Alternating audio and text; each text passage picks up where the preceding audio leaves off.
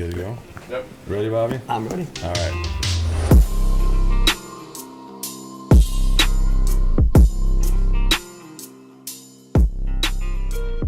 Welcome back, everybody, to another episode of Jab Journals. I'm here at the New Way Gym, sitting here with head coach Bobby Curtis. Bobby, it's been a wild couple weeks for you, man, moving gyms and still having fighters to train. How you dealing with the process?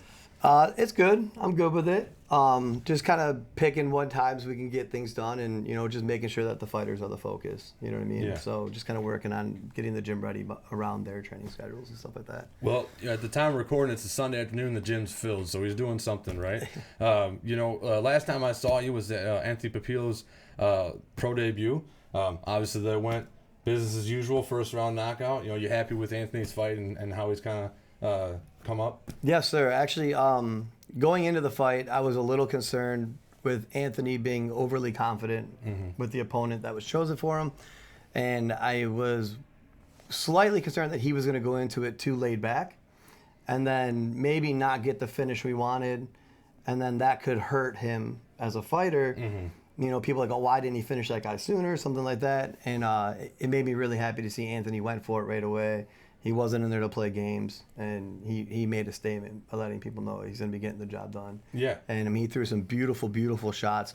For somebody as big as Anthony to be as quick as he is, I think it was just too much for his opponent. He was overwhelmed, and I think Anthony stuck to the game plan perfectly and got the job done and got out of there quickly. So I was super proud of him. Well, I mean, I was actually talking to Anthony a little bit off camera just now, and he's saying just to knock a guy down that was 300 pounds heavier than him, that shows a big feat of strength. Because a lot of times those guys will just curl up in a corner, just wait for the rest of the guy. But Anthony didn't even let him get a chance to do that. He just dropped him in the middle of the ring like that. Yeah. So I've been watching Anthony fight for 8.5 years now, amateur, and going into his pro, and with 16-ounce gloves, I've watched him rock 300-pound, 350-pound people. Yeah.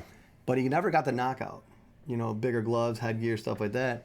So I knew when we threw 10-ounce gloves on him, I knew it was going to be much better for him with knockout percentages and stuff like that. And, I'll tell you, I've held pads for him with those 10-ounce gloves on. I don't ever want to get hit by that boy with those 10-ounce gloves. I'm good. And we just knew it was going to happen once he went pro. He's got the speed. He's got the power. We believe, you get people that have raw natural power, and that's awesome. But I think power can be developed if you follow the correct formula. And the formula that we look for is you got to have technique first. Because if your technique's not spot on, you're not going to have anything else. So we make sure we work a lot of technical rounds. And when the technique's where we want it to be, then I allow them to start putting speed behind it. And speed, the snap of the punch with good technique is going to give you power even if you don't have raw natural power. Right. So where Anthony has raw natural power, I have some fighters that don't, but they hit very powerful because they stick to that formula and they make sure their techniques are always spot on. Yeah. So that really helps us a lot. And that's probably a big attribute to Anthony from his last amateur fight to his pro debut is we focused on nothing but basics. He was throwing 10 just jab rounds a session, on top of 10 just cross rounds a session, just making sure that everything was in place, elbows weren't flaring, hands were turning over, he was getting the snap and the extension. And, it really showed the difference from his last amateur fight to his pro debut. Yeah. No, you say that you preach the basics, and that really kind of, from talking to Kamel Makla that was on our show, Savantini, they've all said the same thing, that's kind of where you start here at New Way, and it showed at this year's Golden Gloves. I think a lot of your novice and sub-novice guys really outperform their opponents just because of footwork and head movement and the basics that some people forget about. Is that something you guys drill here pretty hard here at New Way? Oh yeah. So just to kind of give an example, we try to have at least 2 days a week where we focus on footwork. We'll do bag work multiple times a week. We do mitt work multiple times a week, but everything is done very technically. I'm blessed. None of my fighters complain about, I can go in and we're doing an hour of footwork today. None of them are going to complain about it because they know the importance of it, right? If you don't know how to take the right angle or move the right way, you're never going to get the advantage on your opponent, and they understand how important that is when they're in there and they're trying, to win the fight and things like that. So I'm blessed that I don't have anybody that wants to fight me on not doing those things, you know, and they've all seen the importance of it. We've had a couple people that, throughout the years that maybe didn't want to do those things, and then they'll see their performances are lackluster, and it'll make them go, I don't ever want to be like that. We know the importance of this. Right. And I mean, I don't care what sport you play. If your fundamentals aren't there, you're never going to be successful. So Yeah. the basics have to be right on. Yeah, and I think you said it makes your job easier as a coach that none of your fighters fight you on that. But I think it says a lot about you being your coaching abilities. That they see like, hey, other people succeeded with this guy. Maybe I should listen to him. Yeah, he's not just a crazy guy with a mohawk. He knows what he's talking about. Well, they know I'm Matt. They know I'm Matt. Right. I also try to lead by example. So, being with my team when we opened up the gym, I made a point not to go pro myself. Yeah. And I just kept fighting amateur. And I was in my 30s still fighting elite, 35, 36. I did my last elite fight at 39. I boxed a assistant coach from Ontario, Canada, their boxing club, and he was fresh out of the fighter academy at 23 years old, and I was 39. Okay. And we fought on one of Renee's MNC clubs in 2017, and he was running his mouth the whole time. So through camp, it was a great opportunity for me to show my fighters that I am doing what I preach, right? All the fights that I've taken since I've owned the gym, I've had my students coach me. So Savannah's coached me, Kamel's coached me, Sunshine's coached me, and we kind of let them give back to us kind of what we give to them. So like if they want to give us a hard time in camp, they can do that, Right. And I also did it for the fact that they can see that I'm not just telling you to do something to do it. I'm telling you to do it because it works. I'm showing you that it works, right? So any camp that I've been in since we've opened the gym, I train exactly the same way they do. So they know that I'm not just saying something to have them do something. They know it's the right way because I'm leading by example with it. And then that fight went exactly how I thought it would. I stopped the kid under 2 rounds. So Okay. Yeah. with the big age, with that big age gap, but it was no big deal. So that was your last fight. Let's go back in time. Like, how does Bobby Curtis get started in mixed martial arts? Because you do a little bit of everything, but let's just start. Yeah. How you got So into it started as a kid. I was always like one of the nerdy kids, you know what I mean? And got picked on a lot in school and whatnot, but I was always very scrappy. So I usually don't mind people making fun of me. I hate when people make fun of my family or friends. Right. So a lot of the fights I got in school were because, I hang out with more of the nerdy people and stuff like that. And then those people would be getting picked on. I wouldn't like it. And I'd just kind of like fly off the handle. I had a temper when I was younger. So getting in a lot of fights, my mom was like, you need to do something, right? So when I was younger, she kind of got me into boxing a little bit. And then she got worried about brain damage and things like that. So she pulled me out. My dad was working for General Motors at the time, and the Cadillac plant closed in Detroit, and he was shipped to Tarrytown, New York. So my dad was living in a van in the parking lot, Monday through Friday in Tarrytown, New York, come home on Friday night, spend Saturday, Sunday with us, went back, and he did it for about 3.5 years. At that point, we knew that a human being can't take that kind of stress on their body. Yeah. So even though he didn't want us to, we uprooted and moved to upstate New York. We were about 45 minutes out of Catskill. When I was in upstate New York, my best friend's dad was a boxing coach, and we would get together with him 3-4 times a week behind my mom's back. Sorry, Mom. And learn more boxing and stuff like that. And he would take us to Cuss's gym. We'd get to see Tyson train. Cool, We'd ride our bikes down the street, and Tyson would be running, Cuss would be behind him in the car. And it was really inspiring to be part of that, be around that. Yeah. And I fell in love with it. So every weekend we were behind my mom's back. I was fighting. He had a ring set up in his backyard. He'd put a bonfire. Him and his buddies would smoke cigars, and they would do exhibition fights, and we'd get in there, and we'd be their entertainment for the night. Yeah. And I really, really fell in love with it. So when I came back, tried to convince my mom to let me. She wouldn't let me. So the minute I turned 18, I'm like, I'm getting back into boxing. You kind of can't tell me what to do now. Right. You know what I'm saying? And then, so I kind of got back into it casually, but was busy with work and college and stuff like that. And I just got married. And it was about 6 months after the wedding. I was like 285 pounds. And I remember calling Izzy. I was at work. I called her. I was like, Izzy, listen, I can't do this anymore. I was like, I got to get back to boxing. I'm like, it's the only thing that works for me. And I don't want to be this big. So she literally called me back like an hour later. She's like, we're set up for 5:30 today at Challengers Boxing with Coach Greg Ross. And it was never looked back. Started boxing again. Within 6 months, I was down to 220. Yeah. And just everything was where I was. I started competing again. I was really enjoying it. And then my cousin, at that time, UFC was getting popular. Yeah. My cousin got into Brazilian Jiu-Jitsu. So he was doing Brazilian Jiu-Jitsu with Jamal McCurry, and I was doing boxing. So we'd get together a couple times a week at my house, and he would show me what he would learn, and then I would show him what I learned, and we would kind of train together that way. Yeah. And then over the years, started getting a little bit older. I was in my 30s, and I wanted to start teaching boxing. So that's when I chose to take more of a coaching role as opposed to a fighter role. So I just approached Jamel. I went to him. I was like, hey, I know you guys don't have a boxing program here. At that time, I wasn't really interested in jiu-jitsu. I was just kind of doing it on the side. And I was like, but, I'd love to teach it. If you want, I'll teach all the boxing to your students for free. And then any new students we get, we can just do a split, whatever you want. I just want to teach boxing. For me, I wasn't doing it to make money. I had a career ready. It was just for me to share my passion. So Jamel took me up on that offer. I started doing jiu-jitsu at that time, fell in love with jiu-jitsu, started competing heavily in it.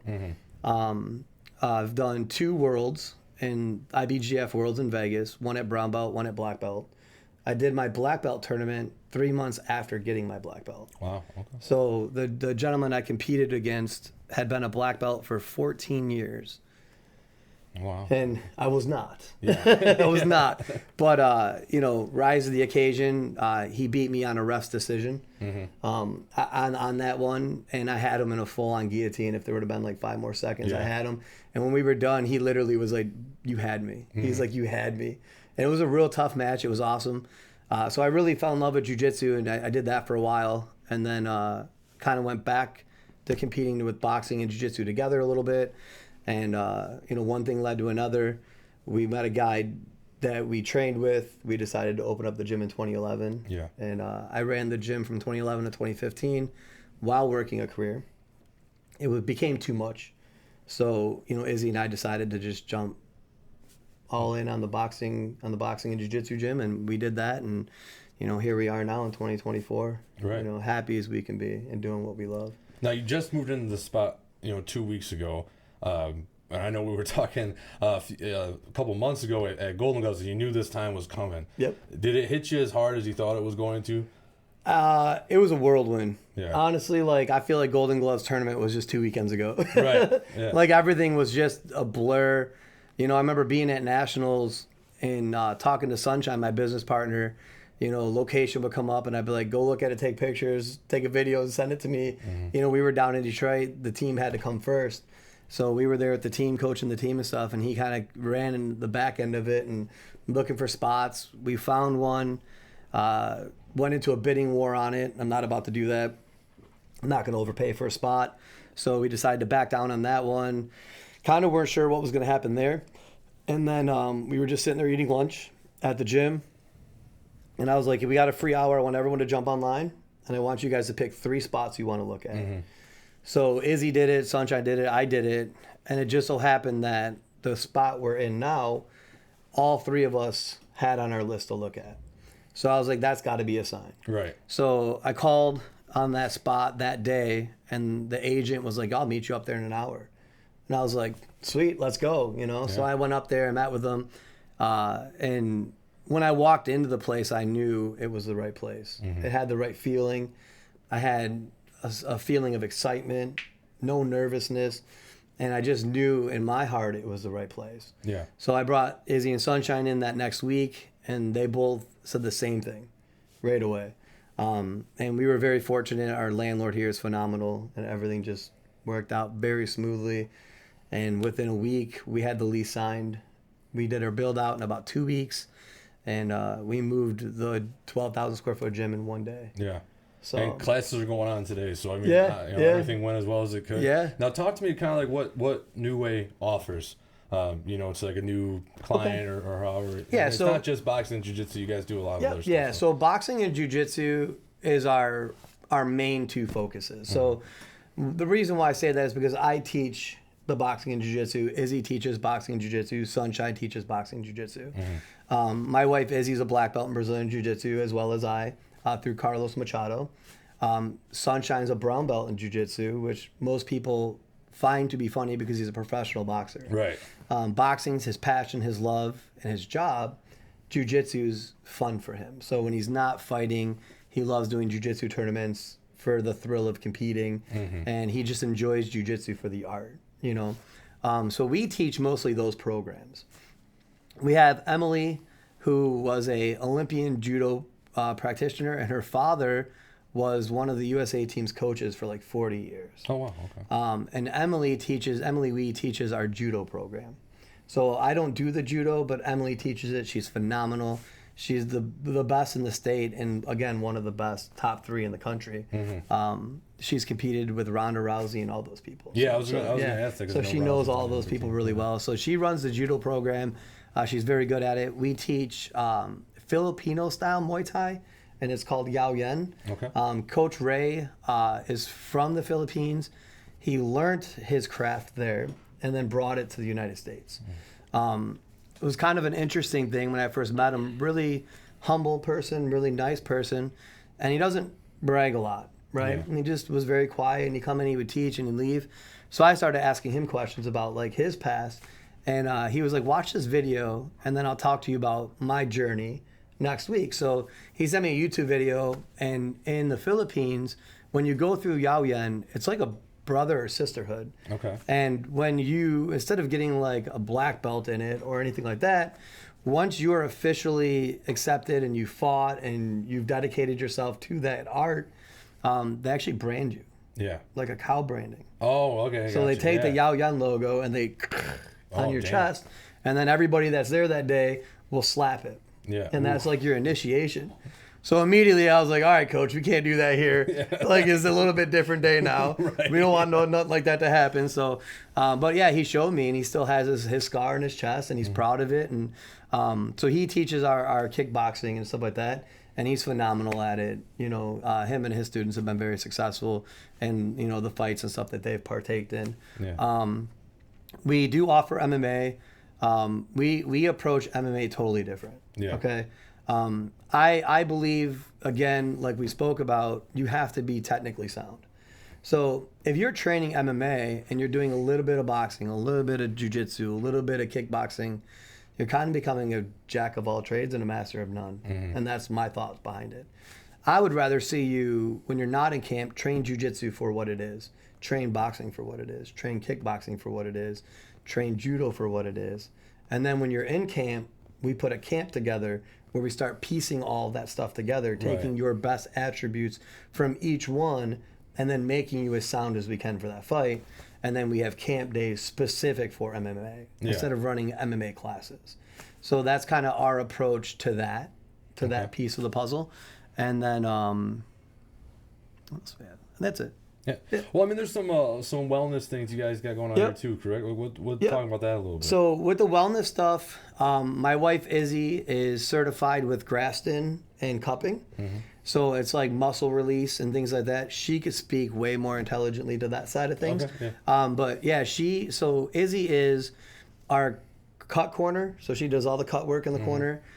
She does all of our fighters' muscle recovery, strength and conditioning, and all that. Nutrition she helps with.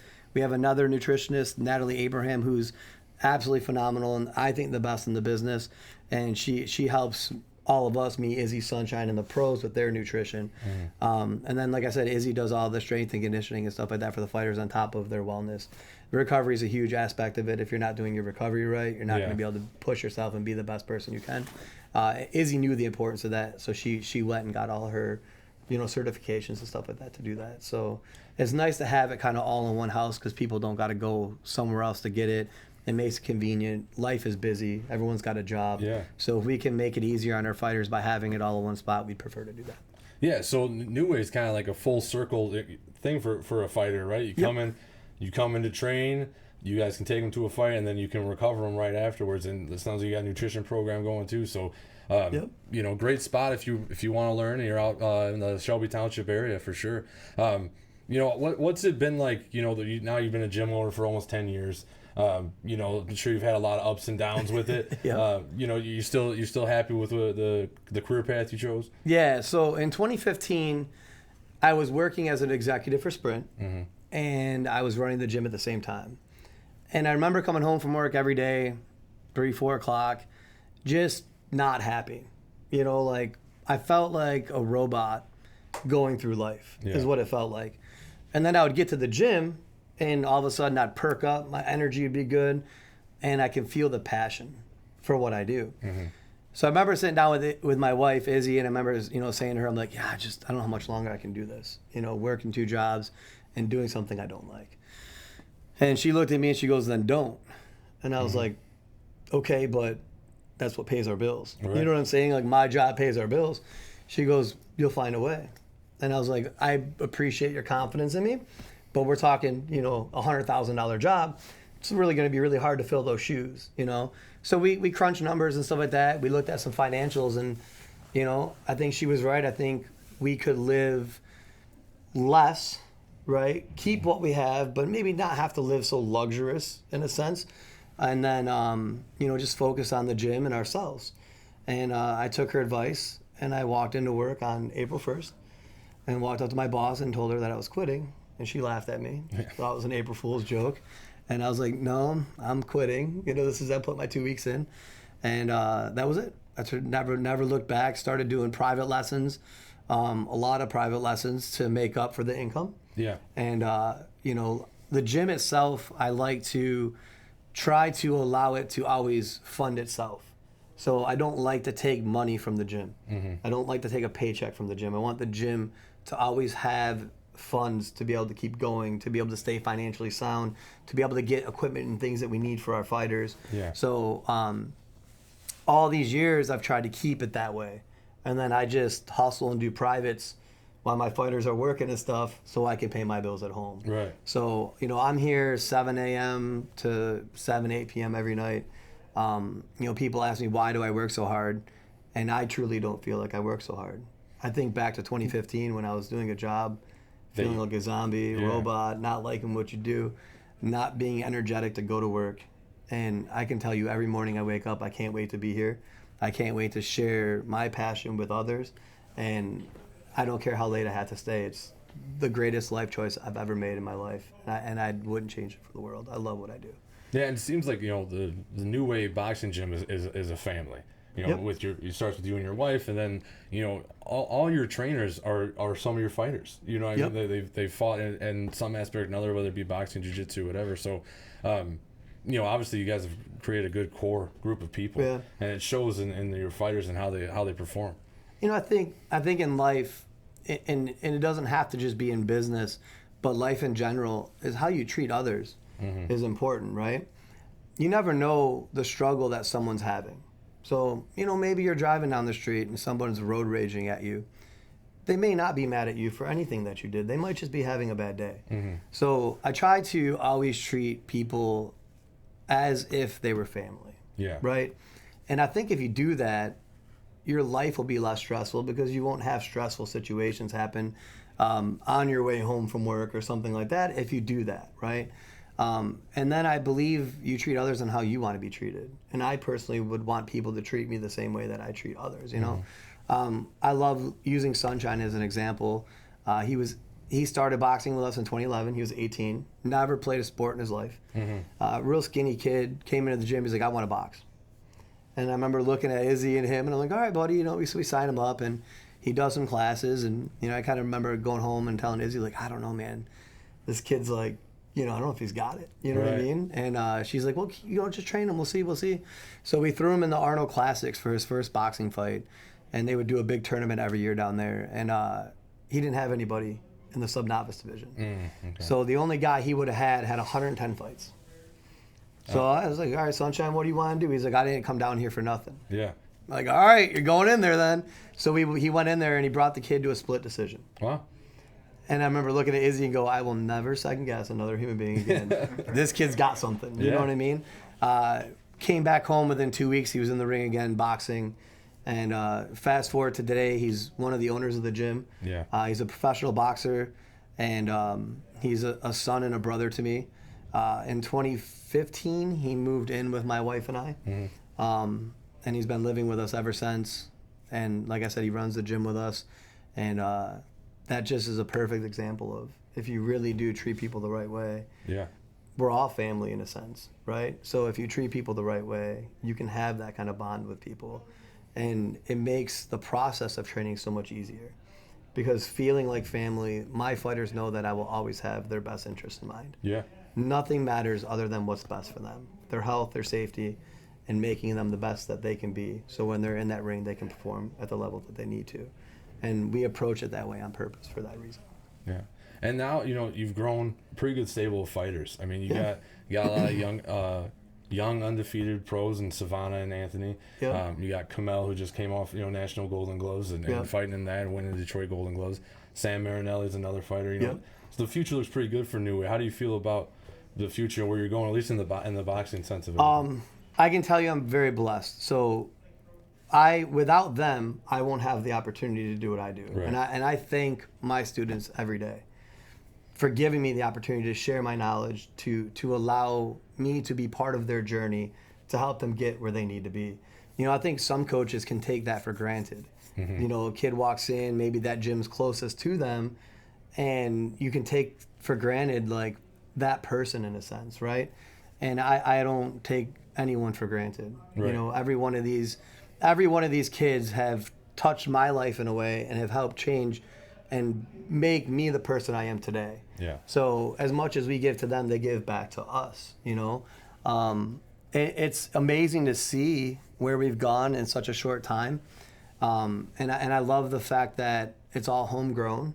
Yeah. So as you alluded to earlier, most of my trainers are my high-end fighters, and I think that's really important when you're building the next stable of fighters, because they come into the gym already looking up to Kamel and Savannah and Sam and Sunshine and Adam and these guys and girls, and these young kids that come in, they look up to all these people. Right. So why not have the people they're looking up to be the ones coaching them and teaching them, right? Yeah, exactly. And as a stable builds, one person's only going to be able to handle so much. And you're going to need backup and you're going to need help. And I know that I have the right people in place who are going to do it exactly how I would. The feeling will be the same. They'll be treating people like family. They're going to get the training that they need, and everything will be done right. And I'm just very blessed that it worked out the way it did. And I'm excited to see what these kids do as they transition to pro, and as my pros transition through their career. I'm excited to see the statements that they're going to make, and I'm 1,000% confident that the world will know who New Way Boxing Club is in a couple years. We got some really, really super talented young fighters that are going to be making statements. Yeah. Well, beautiful new gym. Lot of good, exciting fighters coming up. Bobby, we appreciate your time. Is there anything you want to say before we end it? Just about maybe where everyone can find you at? Yeah. So we're located in Clinton Township. We're at 44668 Morley Drive. Mm-hmm. Right behind the Saunders Chocolate Factory. So if you're ever out this way and you want to come check out the gym, we'd love you to check it out.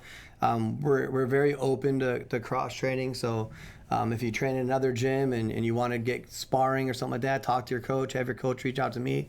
You and your coach can come down and we can match you up with somebody your weight. Yeah. Cross training is important to help each other. Push each other and grow and spar people that you're not used to sparring. So we have an open door policy, and we're very inviting to people to come in and check us out and stuff like that. So, man, anyone come by anytime you want. I appreciate you guys so much coming in and doing this with us. Absolutely. So, thanks again, Bobby. Yeah. That does it for this episode, guys. We'll see you on the next one.